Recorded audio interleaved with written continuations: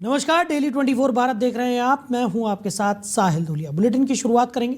प्रधानमंत्री नरेंद्र मोदी ने शनिवार को भगवान बुद्ध से जुड़े ऐतिहासिक और पवित्र पिपरहवा अवशेषों की भव्य अंतर्राष्ट्रीय प्रदर्शनी का उद्घाटन किया। इस अवसर पर देश दुनिया के कई गणमान्य अतिथि और बौद्ध धर्म के अनुयायी उपस्थित रहे। कार्यक्रम को संबोधित करते हुए प्रधानमंत्री ने भावुक स्वर में कहा कि आज भारत के लिए एक ऐतिहासिक दिन है। उन्होंने जोर देकर कहा कि लगभग 125 साल के लंबे इंतजार के बाद भारत की अमूल्य विरासत और धरोहर वापस लौटी है। उन्होंने आगे कहा कि आज से भारतीय जनमानस भगवान बुद्ध के इस पवित्र अवशेषों के दर्शन कर पाएगा और उनका आशीर्वाद ले पाएगा। ये केवल अवशेष नहीं बल्कि हमारी गौरवशाली संस्कृति का प्रतीक है। पिपरहवा अवशेषों को भगवान बुद्ध के सबसे प्रामाणिक अवशेषों में से एक माना जाता है। ये प्रदर्शनी न केवल भारत बल्कि वैश्विक स्तर पर बौद्ध संस्कृति के प्रसार में महत्वपूर्ण भूमिका निभाएगी। पीएम मोदी ने कार्यक्रम में मौजूद सभी अंतर्राष्ट्रीय और स्थानीय अतिथियों का अभिनंदन करते हुए इसे शांति और अहिंसा के मार्ग पर चलने का एक नया अवसर बताया। इस प्रदर्शनी के माध्यम से भारत अपनी सांस्कृतिक कूटनीति को और मजबूत कर रहा है। भगवान बुद्ध के इन अवशेषों के दर्शन के लिए आने वाले दिनों में भारी संख्या में श्रद्धालुओं के जुटने की उम्मीद भी है। 125 साल के इंतजार के बाद भारत की विरासत लौटी है, भारत की धरोहर लौटी है। आज से भारतीय जनमानस भगवान बुद्ध के इन पवित्र अवशेषों के दर्शन कर पाए, भगवान बुद्ध के आशीर्वाद ले पाएगा। मैं इस शुभ अवसर पर यहाँ उपस्थित सभी अतिथियों का स्वागत और अभिनंदन करता हूँ। इस पावन अवसर पर बौद्ध परंपरा से जुड़े भिक्षु और धर्माचार्य भी हमें आशीर्वाद देने के लिए यहाँ उपस्थित है। मैं आप सभी का वंदन करता हूँ। आप सभी की उपस्थिति इस आयोजन को नई ऊंचाई, नई ऊर्जा दे रही है। 2026 की शुरुआत में ही ये शुभ उत्सव बहुत प्रेरणादायी है और मेरे लिए भी सौभाग्य है कि 2026 का मेरा ये पहला सार्वजनिक कार्यक्रम है जो भगवान बुद्ध के चरणों से शुरू हो रहा है। मेरी कामना है भगवान बुद्ध के आशीर्वाद से 2026 दुनिया के लिए शांति, समृद्धि और सद्भाव का नया दौर लेकर के तो पिता और संतान का रिश्ता दुनिया में सबसे अनमोल होता है। इसी रिश्ते की एक बेमिसाल तस्वीर महाराष्ट्र के टीकमगढ़ में अमरावती से सामने आई है, जहां एक पिता अपनी बेटी की सलामती की मन्नत पूरी करने के लिए कड़ाके की ठंड में लुढ़कते हुए माता वैष्णो देवी के दरबार की ओर बढ़ रहे हैं। देवीदास के इस कठिन संकल्प के पीछे एक भावुक कहानी है। कुछ समय पहले उनकी बेटी को जोरदार बिजली का करंट लग गया था। डॉक्टरों ने भी बेटी के बचने की उम्मीद छोड़ दी थी। तब एक बेबस पिता ने मां वैष्णो देवी से मन्नत मांगी कि अगर उनकी बेटी की जान बच गई तो वो लुढ़कते हुए मां के दरबार पहुंचेंगे। चमत्कार हुआ, बेटी की जान बच गई और प्लास्टिक सर्जरी के बाद वो स्वस्थ होकर घर लौट आई। अपनी मन्नत निभाने के लिए देवीदास अब तक करीब 850 किलोमीटर का सफ़र लुढ़कते हुए पूरा कर चुके हैं। वो रोज़ाना 10 से 12 किलोमीटर का सफ़र इसी तरह तय करते हैं। खास बात यह है कि उनके हाथ और पैरों में लोहे की जंजीरें बंधी हैं जो उनके प्रण की कठोरता को दर्शाती हैं। उनके साथ एक साथी साइकिल पर ज़रूरी सामान लेकर चलता है। कड़ाके की ठंड और ऊबड़ खाबड़ सड़कों के बावजूद देवीदास का हौसला कम नहीं हुआ है। जहाँ शाम होती है वहीं किसी सुरक्षित स्थान पर विश्राम करते हैं और सुबह होते ही फिर माँ के जयकारों के साथ अपनी यात्रा की शुरुआत कर देते हैं। इस अनोखी यात्रा को देख सड़क से गुजरने वाले हर व्यक्ति की आंखें नम हैं और लोग इस पिता के जज्बे को सलाम कर रहे हैं।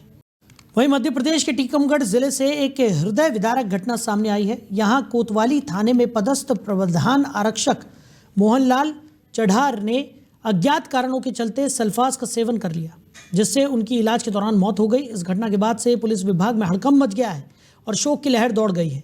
बताया जा रहा है कि प्रधान आरक्षक मोहनलाल पुलिस लाइन स्थित अपने शासकीय आवास में रहते थे। गुरुवार को उनकी ड्यूटी बगाज माता मंदिर में लगाई गई थी। ड्यूटी खत्म कर जब वो वापस लौटे तो चक्रा तिराहा क्षेत्र के पास उन्होंने जहरीले पदार्थ का सेवन कर लिया। हालात बिगड़ता देख उन्हें तत्काल जिला अस्पताल टीकमगढ़ ले जाया गया। डॉक्टरों ने उनकी गंभीर स्थिति को देखते हुए प्राथमिक उपचार के बाद तुरंत झांसी मेडिकल कॉलेज रेफर कर दिया। इलाज चल रहा था, लेकिन तमाम कोशिशों के बावजूद शुक्रवार सुबह उन्होंने अंतिम सांस ली। प्रधान आरक्षक ने यह खौफनाक कदम क्यों उठाया, इसका अभी तक खुलासा नहीं हो पाया है। मौके से कोई सुसाइड नोट बरामद हुआ है या नहीं, इसकी भी आधिकारिक पुष्टि नहीं हुई है। वरिष्ठ पुलिस अधिकारियों का कहना है कि मामले की सूक्ष्मता से जांच की जा रही है और परिजनों व साथियों से पूछताछ की जाएगी ताकि आत्महत्या के कारणों का पता लगाया जा सके। उधर बुंदेलखंड में जारी भीषण शीतलहर और घने कोहरे के बीच भारत सरकार के कैबिनेट मंत्री डॉक्टर वीरेंद्र खटीक का एक बेहद संवेदनशील रूप देखने को मिला। शुक्रवार सुबह करीब 11 बजे डॉक्टर खटीक अचानक टीकमगढ़ जिला अस्पताल पहुंचे और वहां की व्यवस्थाओं का जायजा लिया। केंद्रीय मंत्री ने केवल औपचारिक निरीक्षण नहीं किया, बल्कि अस्पताल के प्रत्येक वार्ड में जाकर भर्ती मरीजों से सीधे बात की। उन्होंने मरीजों से पूछा कि उन्हें शासन की स्वास्थ्य योजनाओं का लाभ मिल पा रहा है या नहीं और दवाइयाँ समय पर मिल रही हैं या नहीं। अपनी सादगी के लिए दलित गांधी के रूप में पहचाने जाने वाले डॉक्टर खटीक ने मरीजों के पास बैठकर उनका हालचाल जाना। अस्पताल में ठंड से परेशान मरीजों की स्थिति को देखते हुए डॉक्टर खटीक ने स्वयं अपने हाथों से मरीजों को कंबल वितरित किए। कड़ाके की ठंड में केंद्रीय मंत्री को अपने बीच पाकर और उनसे कंबल पाकर कई मरीज भावुक हो गए। निरीक्षण के दौरान डॉक्टर वीरेंद्र खटीक ने अस्पताल प्रबंधन को निर्देश दिए कि शीतलहर को देखते हुए मरीजों को किसी भी प्रकार की असुविधा नहीं होनी चाहिए। उन्होंने कहा कि गरीबों को इलाज और राहत पहुंचाना ही सरकार की प्राथमिकता है। उनके इस दौरे से जहां मरीजों को मानसिक और शारीरिक राहत मिली, वहीं स्वास्थ्य विभाग के कर्मचारियों में भी सक्रियता देखने को मिली। क्या ठंड का प्रकोप काफी हो रहा है, शीतलहर चल रही है, तो हमारी बहुत सारी बेटियां बहनें जो ग्रामीण क्षेत्रों से आती हैं, कई बार कपड़े रहते हैं या अपर्याप्त रहते हैं, उसके कारण से असुविधाओं का सामना करना पड़ता है। तो जो महिला वार्ड है और महिला सर्जिकल वार्ड है, उन वार्डों में जाकर साल वितरण करने का काम किया गया, जिससे कि वो अपनी सुरक्षा कर सकें। जो बच्चे हैं उनके साथ में, उन बच्चों का भी वो ध्यान रख सकें। और मैं हर वर्ष लगभग ठंड के दिनों में अस्पताल एक बार आता हूँ, यहाँ भी आता हूँ, छतरपुर अस्पताल में भी जाता हूँ। और वहाँ जाकर एक तो ग्रामीण जनों से संवाद और संपर्क भी हो जाता है, दूसरा फिर जो कुछ भी अपने से बन सकता है उनको इस बहाने से जो है ना बातचीत भी हो जाती है, उनकी मदद भी करने का काम हो जाता है। उधर मध्य प्रदेश राज्य के उमरिया जिले में स्थित विश्व प्रसिद्ध बांधवगढ़ टाइगर रिजर्व में बाघों की अटखेलियां पर्यटकों को अक्सर रोमांचित करती हैं, लेकिन शुक्रवार को ताला जोन में बाघ का एक बेहद दुर्लभ नज़ारा देखने को मिला। यहाँ एक बाघ वन मार्ग के किनारे हवा में मुंह उठाकर अजीब अंदाज में कुछ सूंघता नजर आया, जिसे देख पर्यटक दंग रह गए। जब पर्यटकों ने बाघ को इस तरह मुंह ऊपर कर कुछ सूंघते देखा तो वो इसकी वजह जानने को उत्सुक हो उठे। विशेषज्ञों के अनुसार बाघ की इस क्रिया को फ्लेमेन रिस्पॉन्स कहा जाता है। इसमें बाघ अपने मुंह को खोलकर और जीभ को तालू से सटाकर हवा में मौजूद बाघ या बाघिन की गंध को सूंघता है। इस प्रक्रिया के जरिए वो ये पता लगाने की है कि उसके इलाके में कोई दूसरा बाघ आया है या किसी बाघिन की मौजूदगी है। ताला जोन में जब ये बाघ सड़क किनारे आया तो वहाँ सफारी कर रहे पर्यटकों की जिप्सियों की कतार लग गई। बाघ काफ़ी देर तक सड़क के किनारे ही खड़ा होकर हवा में गंध लेता रहा और फिर शांत भाव से सड़क पार कर जंगल की ओर चला गया। पर्यटक चेतन घारपुरे ने बताया कि बाघ को इतने करीब से और इस अनोखे अंदाज में देखना उनके लिए जीवन भर का सबसे रोमांचक अनुभव रहा। वहीं धमतरी जिले में लगातार सड़क हादसों में वृद्धि हो रही है, जिससे हर साल कई लोगों की अकाल मौत हो जाती है। अधिकांश हादसा यातायात नियमों की अनदेखी की वजह से होता है, जिसको लेकर पुलिस की तरफ से सड़क सुरक्षा महीने का आयोजन किया गया। इस दौरान पुलिस द्वारा यातायात जागरूकता को लेकर विभिन्न तरह के कार्यक्रम किए जा रहे हैं और लोगों को यातायात नियमों की जानकारी दी जा रही है। इस कड़ी में आज शुक्रवार को बता दें कि धमतरी के गांधी मैदान से हेलमेट रैली को धमतरी एसपी सूरज सिंह परिहार ने हरी झंडी दिखाकर रवाना किया। बता दें कि हेलमेट रैली शहर के विभिन्न चौक चौराहों से होकर गुजरेगी और लोगों को हेलमेट लगाने के लिए प्रेरित भी करेगी। वहीं एसपी ने लोगों से अपील की कि दोपहिया और चारपहिया वाहन चलाते समय यातायात नियमों का पालन करें और जागरूक नागरिक होने का परिचय दें। तो धमतरी में पुलिस का यह अनोखा अभियान देखने को मिला। सड़क सुरक्षा महीने का आगाज हो गया है। सड़क हादसों पर लगाम लगाने की कवायद भी तेज होती हुई दिखाई पड़ रही है। एसपी ने हरी झंडी दिखाकर हेलमेट रैली को रवाना किया। ये रैली अलग अलग जगहों से होकर गुजरेगी और लोगों को हेलमेट के महत्व के बारे में जागरूक भी करेगी। तो एसपी ने इस हेलमेट रैली का उद्घाटन किया है हरी झंडी दिखाकर। इस रैली को रवाना किया। धमतरी पुलिस ने सड़क सुरक्षा महीने की शुरुआत यहां पर कर दी है और इस कड़ी में लोगों को जागरूक करने का काम भी तेजी के साथ किया जा रहा है।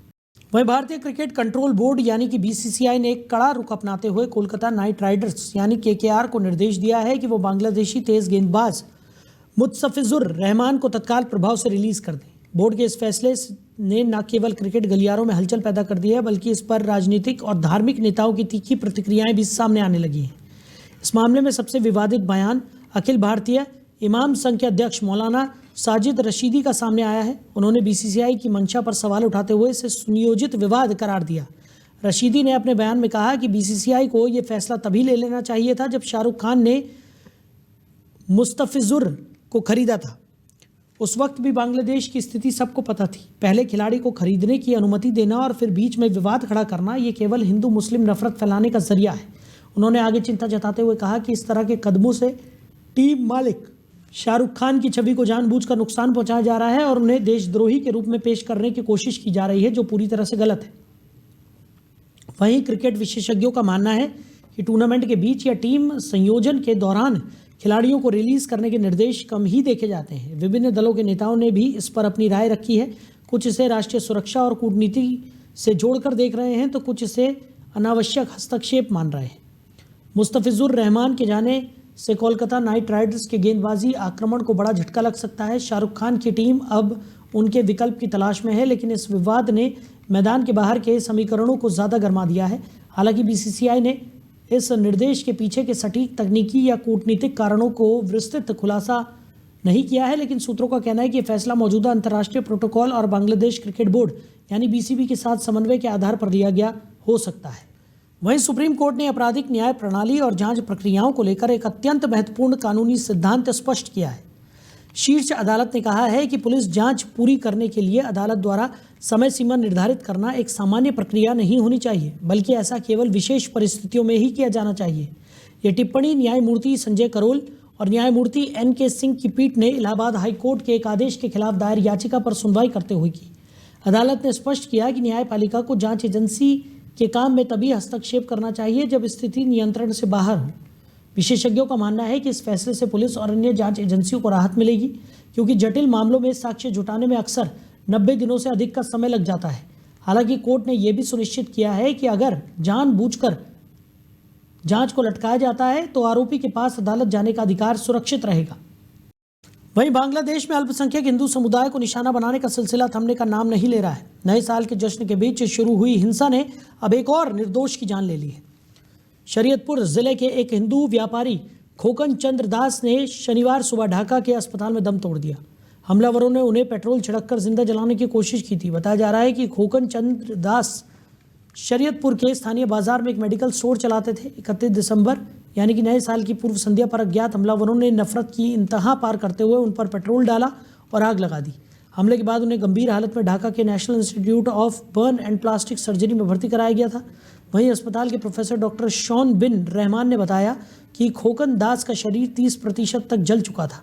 आग की वजह से उनके श्वसन तंत्र यानी कि फेफड़ों और चेहरों को बहुत गहरा नुकसान पहुंचा था, जिससे उनकी हालत लगातार बिगड़ती गई, जिस दौरान शनिवार सुबह करीब 7:20 पर उन्होंने अंतिम सांस ली। उधर पश्चिम बंगाल में करोड़ों रुपए के शिक्षक भर्ती घोटाले में प्रवर्तन निदेशालय ने एक और बड़ी कार्रवाई की है। ईडी ने राज्य के सूक्ष्म, लघु एवं मध्यम उद्यम और वस्त्र मंत्री चंद्रनाथ सिन्हा पर शिकंजा कसते हुए उनकी 3.65 करोड़ रुपए की अचल संपत्तियों को अस्थायी रूप से जब्त कर लिया है। ये कार्रवाई धन संशोधन निवारण अधिनियम PMLA 2002 के तहत 31 दिसंबर 2025 को की गई, जिसकी जानकारी अब सामने आई है। ईडी की जांच में चौंकाने वाले खुलासे हुए हैं। जांच के अनुसार मंत्री, विधायकों और आला अफसरों ने मिलकर एक गहरी आपराधिक साजिश रची थी। प्राथमिक शिक्षकों की भर्ती में तय मापदंडों को ताक पर रखकर योग्य और वास्तविक उम्मीदवारों को प्रक्रिया से बाहर कर दिया गया। अयोग्य उम्मीदवारों से मोटी रकम लेकर उन्हें सरकारी स्कूलों में शिक्षक नियुक्त किया गया। इस घोटाले से कमाए गए करोड़ों रुपए का इस्तेमाल चल अचल संपत्तियां खरीदने में किया गया। जांच में सामने आया कि मंत्रियों और अफसरों ने मिलकर युवाओं के भविष्य के साथ खिलवाड़ कर करोड़ों की काली कमाई की। इस घोटाले में केवल मंत्री ही नहीं बल्कि कई विधायक और प्रभावशाली व्यक्ति भी रडार पर हैं। इस जब्ती के बाद बंगाल की राजनीति में एक बार फिर उबाल आने की संभावना है। ईडी अब उन संपत्तियों की सूची खंगाल रही है जो बेनामी नामों से खरीदी गई हैं। आने वाले दिनों में कुछ और प्रभावशाली गिरफ्तारियां और संपत्तियों की कुर्की हो सकती है। वहीं दुनिया इस वक्त एक बड़े युद्ध की गवाह बन रही है। अमेरिका और वेनेजुएला के बीच सालों से जारी तनाव अब सीधे सैन्य टकराव में बदल गया है। राष्ट्रपति डोनाल्ड ट्रंप के आदेश पर अमेरिकी सेना ने वेनेजुएला की राजधानी कराकश समेत 4 प्रमुख शहरों पर भीषण बमबारी की है। वहीं सबसे चौंकाने वाला दावा खुद राष्ट्रपति ट्रंप ने सोशल मीडिया पर किया है। ट्रंप ने पोस्ट कर जानकारी दी कि वेनेजुएला के राष्ट्रपति निकोलस मादुरो और उनकी पत्नी सीलिया एडेला फ्लोरेस अब अमेरिकी सैनिकों के कब्जे में है। उन्हें वेनेजुएला से बाहर किसी अज्ञात सुरक्षित स्थान पर ले जाया गया है। ट्रंप आज रात भारतीय समय अनुसार 9:30 बजे प्रेस कॉन्फ्रेंस कर इस पूरे सैन्य ऑपरेशन की जानकारी भी देने वाले हैं। बीती रात करीब 2 बजे भारतीय समय अनुसार सुबह 11:30 बजे अमेरिकी लड़ाकू विमानों ने वेनेजुएला के सैन्य ठिकानों और रणनीतिक जगहों को निशाना बनाया। अमेरिकी संघीय विमानन प्राधिकरण FAA ने सुरक्षा कारणों से वेनेजुएला के हवाई क्षेत्र में सभी अमेरिकी वाणिज्य उड़ानों पर प्रतिबंध लगा दिया। हमले के तुरंत बाद मादुरो ने देश में इमरजेंसी लगा दी थी और इसे अमेरिका द्वारा तेल संसाधनों पर कब्जे के लिए तख्तापलट की कोशिश बताया था। वही माना जा रहा है कि ट्रंप प्रशासन ने ये कदम वेनेजुएला में जारी राजनीतिक अस्थिरता और वहां के विशाल तेल भंडारणों पर नियंत्रण सुनिश्चित करने के लिए उठाया है। मादुरो के पकड़े जाने की खबर ने वैश्विक राजनीति में हड़कंप मचा दिया है। के बाद मादुरो ने आपातकाल घोषित कर दिया था। डोनाल्ड ट्रंप का बड़ा दावा यहाँ पर सामने आया है जिसमें उन्होंने कहा है कि राष्ट्रपति मादुरो और उनकी पत्नी को अब हिरासत में ले लिया गया है। अमेरिका का वेनेजुएला बनता हुआ दिखाई पड़ रहा है। अमेरिका ने उस पर हमला कर दिया है, जहां एक तरफ वेनेजुएला के राष्ट्रपति ने अमेरिका पर उनके तेल ठिकानों पर कब्जे करने को लेकर रणनीति के तहत इस हमले करने का आरोप लगाया है। तो वहीं सरगर्मियां जो है काफ़ी ज़्यादा बढ़ती हुई नज़र आ रही हैं। एक तरफ वेनेजुएला युद्ध की आग में धधक रहा है तो दूसरी तरफ हमले के बाद मादुरो ने आपातकाल घोषित कर दिया है। वहीं महाराष्ट्र की राजनीति में एक बार फिर बयानबाजी का दौर तेज हो गया है। उप मुख्यमंत्री अजीत पवार द्वारा पिपरी चिंचवड़ नगर निगम PCMC में भ्रष्टाचार और कर्ज को लेकर उठाए गए सवालों ने महायुति गठबंधन के अंदर फिर से तनाव पैदा कर दिया है। पवार के इन आरोपों पर भारतीय जनता पार्टी ने बेहद कड़ा रुख अपनाते हुए उन्हें आईना दिखाने की कोशिश की है। वहीं प्रदेश भाजपा अध्यक्ष रविंद्र चौहान ने शनिवार को अजीत पवार के बयानों पर पलटवार करते हुए उन्हें आत्ममंथन करने की सलाह दी। चौहान ने 2 टूक शब्दों में कहा कि आरोप लगाने से पहले अजीत पवार को अपनी राजनीतिक स्थिति और इतिहास पर विचार करना चाहिए। चौहान ने कहा कि आरोप लगने से पहले अजीत पवार को आत्ममंथन करना चाहिए। अगर बीजेपी भी उनके खिलाफ आरोपों का सिलसिला शुरू कर दे तो उनके लिए गंभीर मुश्किलें खड़ी हो जाएंगी। उन्होंने सवाल उठाया कि पवार ये स्पष्ट करें कि उनका निशाना आखिर कौन है। क्या वो प्रधानमंत्री नरेंद्र मोदी के नेतृत्व वाली भारतीय जनता पार्टी की कार्यप्रणाली पर सवाल उठा रहे हैं। गौरतलब है कि अजीत पवार ने हाल ही में पिपरी चिंचवड़ नगर निगम के कामकाज, वहां बढ़ते भ्रष्टाचार और भारी कर्ज को लेकर चिंता जताई थी। चूंकि इस निगम पर लंबे समय से बीजेपी का प्रभाव रहा है, इसलिए इसे सीधे तौर पर बीजेपी पर हमले के रूप में देखा जा रहा है। वहीं आंध्र प्रदेश के तिरुपति शहर में शनिवार को उस समय हड़कंप मच गया जब एक नशेड़ी युवक प्रसिद्ध श्री गोविंदराज स्वामी मंदिर के मुख्य गोपुरम यानी कि शिखर पर चढ़ गया। करीब 3 घंटे तक चले इस हाई वोल्टेज ड्रामे के बाद पुलिस और फायर ब्रिगेड ने बड़ी मशक्कत से उसे नीचे उतारा। जानकारी के अनुसार घटना उस समय हुई जब मंदिर के कपाट बंद हो चुके थे। तेलंगाना के निजामाबाद का रहने वाला आरोपी कुट्टाडी तिरुपति नशे में मंदिर की दीवार पर फांदकर अंदर घुस गया।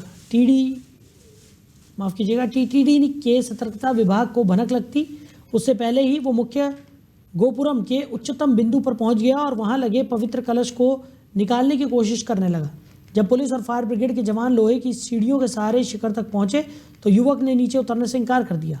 उसने पुलिस के सामने एक अजीब शर्त रखी कि मुझे शराब की एक क्वार्टर बोतल लाकर दो, तब भी मैं नीचे उतरूंगा। स्थिति को भांपते हुए पुलिसकर्मियों ने उसे झांसा दिया कि नीचे उतरने पर उसे शराब पिलाई जाएगी। इस वादे के बाद ही वो नीचे उतरने को तैयार हुआ। नीचे आते ही पुलिस ने उसे हिरासत में भी ले लिया। भारतीय रेल जल्द ही यात्रियों को लंबी दूरी के सफर के लिए एक शानदार तोहफा देने जा रही है। देश की पहले वंदे भारत स्लीपर ट्रेन का निर्माण पूरा हो चुका है और वो जल्द ही पटरियों पर दौड़ती हुई नजर आएगी। जापान और चीन की सभी हाई स्पीड ट्रेनों की तर्ज पर डिजाइन की गई ये ट्रेन भारतीय रेलवे के इतिहास में मील का पत्थर साबित होगी। ट्रेन का बाहरी लुक पीली और ग्रे कलर प्लेट के साथ बेहद आधुनिक और खूबसूरत है। इसके इंटीरियर को इस तरह तैयार किया गया है कि यात्रियों को फ्लाइट जैसा अनुभव मिले। हर बर्थ पर रीडिंग लाइट, चार्जिंग सॉकेट और मोबाइल होल्डर की अलग सुविधा दी गई है। ट्रेन में एक समर्पित पेंट्री एरिया है जहां खाना गर्म करने और ठंडा करने के लिए आधुनिक कूलिंग मशीनें लगाई गई हैं। यात्रियों के लिए रेस्ट एरिया में गर्म पानी की उपलब्धता भी सुनिश्चित की गई है। तो फिलहाल इस बुलेटिन में मेरे साथ इतना ही। आप बने रहिए। नमस्कार।